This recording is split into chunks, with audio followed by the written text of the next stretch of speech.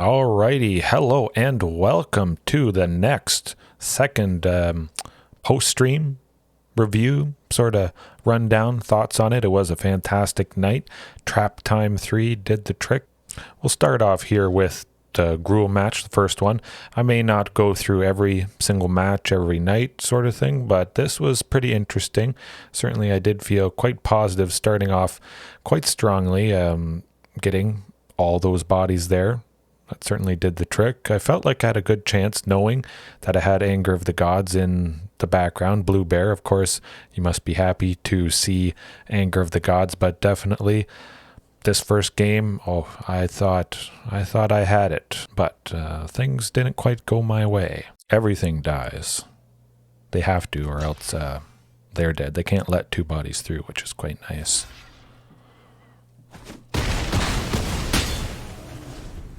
Right. Then starting off here, the second game, seeing Anger of the Gods, Reckless Rage, 100%, I felt like, well, we might have it. Definitely. I mean, there's lots of interaction. It's good stuff. It's good stuff. That guy, though, and Crop Crasher, he can be a pain, to say the least. Stopping a creature from blocking that gets through, oftentimes just enough damage. I would have liked Ripjaw Raptor in this scenario. Certainly that would have really done the trick. Oh, it's too bad though. We'll make it work though. We'll make it work. I may be played a little bit safe, but definitely casting Drover the Mighty. That certainly helped out quite nicely, stopping some potential damage from the Crop Crasher there, but it wasn't meant to be, unfortunately.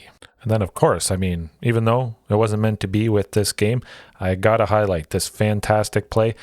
If you guys saw it on the stream, I mean, definitely check it out. But 100%, the prediction, fantastic. Certainly worked out, saving Reckless Rage. Let's get right into it. Reckless Rage here. Ho, ho, ho. I am happy I saved the Reckless Rage. Yes, please. All right, just... kill it.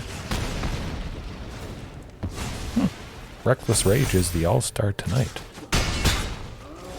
Yeah, I called it. You said it. And then, I mean, sitting on those Hunt Masters, that's a risk you take. Definitely pretty high risk reward. Certainly, it is the only thing that dies to a ping from Marauding Raptor, so it's not too bad. But if they leave Otepec Huntmaster unchecked, you follow up with Marauding Raptor. That is a lot of damage right there. So I do, again, still always going to prefer likely the mixture of Otepec Huntmaster, Marauding Raptor, and Drover the Mighty. But, variance happens. Certainly I've seen scenarios like this. Not too often that you see 3 Otepec Huntmasters, but it's bound to happen at some point when there's pretty much always 4 Huntmasters in the list, whatever game you're playing, 1, 2, or 3. Yeah. And then going to this one, it was a little rough. Certainly going down to 6 in game 3 with that fantastic early aggression. Definitely thought I had it locked up quite nicely with Ripjaw Raptor there. That's the big headache against any deck like this. Mono red aggro, Gruel, Ripjaw Raptor certainly does the trick. So I still felt pretty positive. Was hoping for Trapjaw Tyrant there. Unfortunately, couldn't take the sting from the shock land, else that would have gone too low, unfortunately. But Trapjaw, if I would have been able to get that down a little earlier, I think that could have done the trick. Definitely, certainly deterring some of their aggression. That's all right though. Sometimes you just can't get it done against a fantastic aggressive deck like this, but let's see how it finishes. Of course, Reckless Rage in this instance would have done the trick. Ooh, they got the Embercleave. Okay.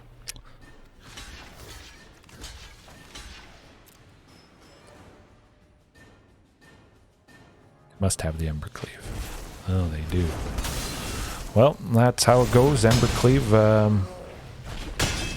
Yes, I know, but Drowsing Pteranodon gets there. And then going to the Greasefang deck, I mean, certainly, game 1 there, they got pretty quick Parhelion 2. I didn't expect that. You may have seen me. I thought it was certainly certainly still thought it was Azorius artifacts. Like was mentioned by Flaming Draco there, not the entire game plan, having Grease Fang in this Esper artifacts, Esper control deck, but like I mentioned, that's a good side plan. Definitely. Certainly seems like it did the trick, but I expected Izzet Phoenix, naturally Soul Guide Lantern and Death Gorge Scavenger are going to bring the pain against this deck, and they did. I was thinking I might face this. Glad I did. Yeah, Graveyard Hate. That's where it's at. Then going with the humans matchup, I wasn't too worried. I know they can do a lot of nasty things, pretty aggressive. Sometimes they can get buffed. Thalia's Lieutenant can put on a lot of counters. Things just get out of control, so you really want that early Anger of the Gods to slow things down, and Anger of the Gods definitely did the trick a couple times in this match. Pretty sure, but yeah. Anger of the Gods, Blue Bear. It's I'm keeping that in, I think. Definitely after tonight. At least the next few nights, I think that's going to be what I do. Yeah. Again, I do want to just continue to highlight Brutal Cathar there. Wow. He's just so nice. He's like a secret agent for the dinos, because sometimes he saves a weak creature, something like one of the three amigos that would have died to Anger of the Gods, exiling it, and we just get it back. Hopefully pinging something like Ripjaw Raptor, but sometimes when they exile stuff, it's not a total loss. Portable Hole, although Portable Hole is a little bit harder to interact with being an artifact, but don't lose hope. Don't lose hope. And then, of course, I mean, you got to see the Trapjaw animation exiling things. That is definitely something you want to relive, something I want to relive, so ouch, that's painful. But we got something up our sleeves, yes indeed.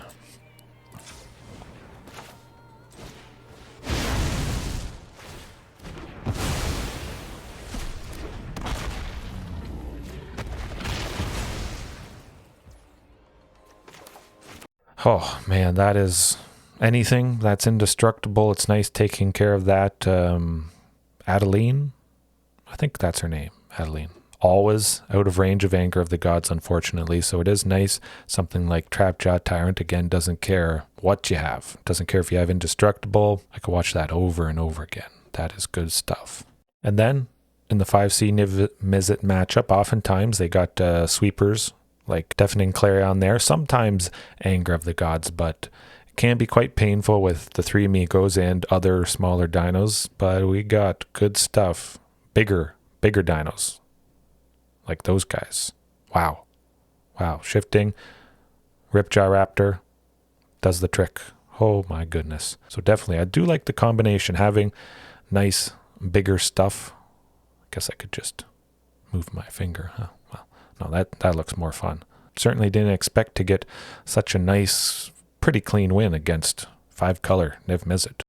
Then, of course, we got to finish off with Huatli, the namesake for tonight. Definitely, like I mentioned, keeping her in, she does the trick. Made some nice, hasty dino tokens whenever Regisaur Alpha is out, so that's a pretty good thing. Like I mentioned, 0 for a 3/3, trample, haste. Good stuff. All right. Now, hopefully, they don't have something to deal with Shifting Ceratops. Hasty.